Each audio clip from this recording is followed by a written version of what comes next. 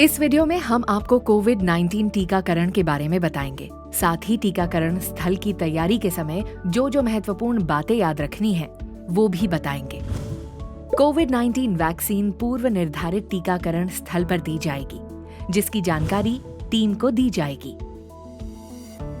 Medical अफसर in charge और supervisor सुनिश्चित करेंगे कि सत्र स्थल पर कोविड-19 ट्रांसमिशन ना हो।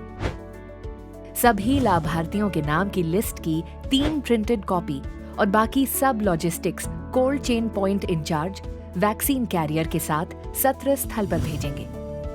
ये लिस्ट वैक्सीनेटर अफसर, प्रथम वैक्सीनेशन अफसर और द्वितीय वैक्सीनेशन अफसर के साथ साझा की जाएगी। जैसा कि आप देख सकते हैं, टीकाकरण स्थल एक चुनाव बूथ की तरह ही दिखाई देता है।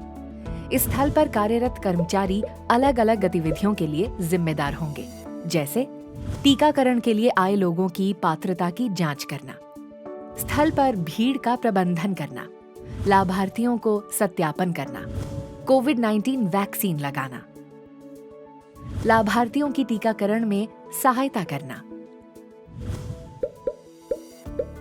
टीकाकरण स्थल अस्पताल, पीएचसी, स्कूल, पंचायत घर, बारात घर, सामुदायिक भवन, टाउन हॉल जैसी जगहों पर जहां पर्याप्त स्थान हो वहां बनाए जा सकते हैं।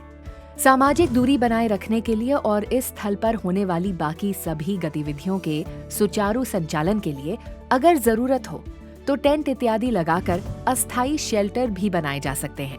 एक आदर्श टीकाकरण स्थल का लेआउट कुछ इस तरह होना चाहिए। अगर संभव हो तो टीकाकरण बूथ के लिए एक अलग प्रवेश और निकास होना चाहिए। हर टीकाकरण स्थल में 3 कमरे या क्षेत्र होने चाहिए।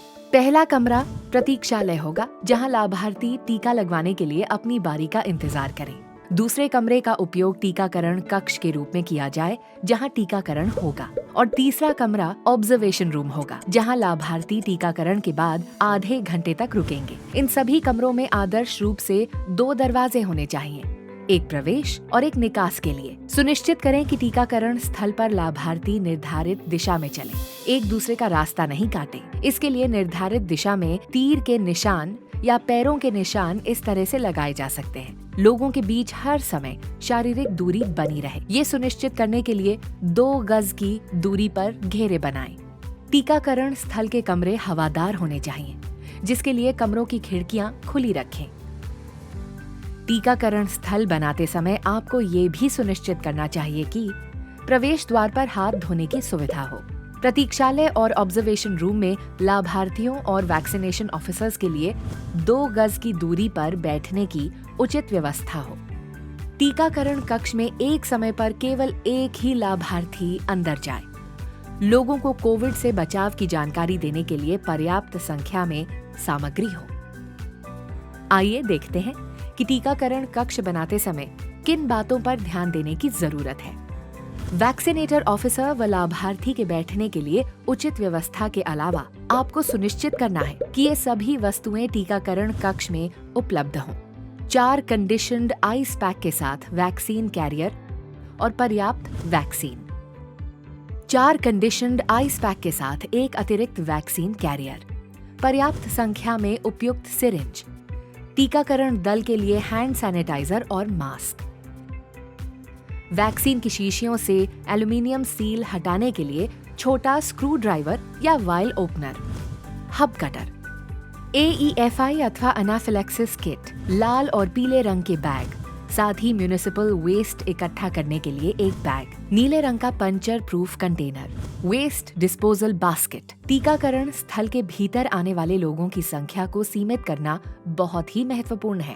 ऐसे में प्रतीक्षालय में भीड़ भाड़ से बचने के लिए आप ये सब कदम उठाएं। केवल उस दिन के लिए पंजीकृत लाभार्थियों को भीतर आने दें। स्वास्थ्य केंद्र या टीकाकरण स्थल पर हर समय शारीरिक दूरी का पालन सुनिश्चित करें। यदि टीकाकरण सत्र स्वास्थ्य केंद्र में आयोजित किया गया है तो टीकाकरण कक्ष को वार्ड अथवा OPD से कुछ दूर हटकर बनाएं। संक्षेप में, एक टीकाकरण स्थल पर ये सभी बातें सुनिश्चित करें। बैठने के लिए पर्याप्त जगह, अगर संभव हो तो दिव्यांग जनों के लिए जरूरी इंतजाम करें। पर्याप्त मात्रा में पीने का पानी, हैंड सैनिटाइजर और हाथ धोने की व्यवस्था, पर्याप्त मात्रा में टीकाकरण सामग्री, शौचालय की व्यवस्था।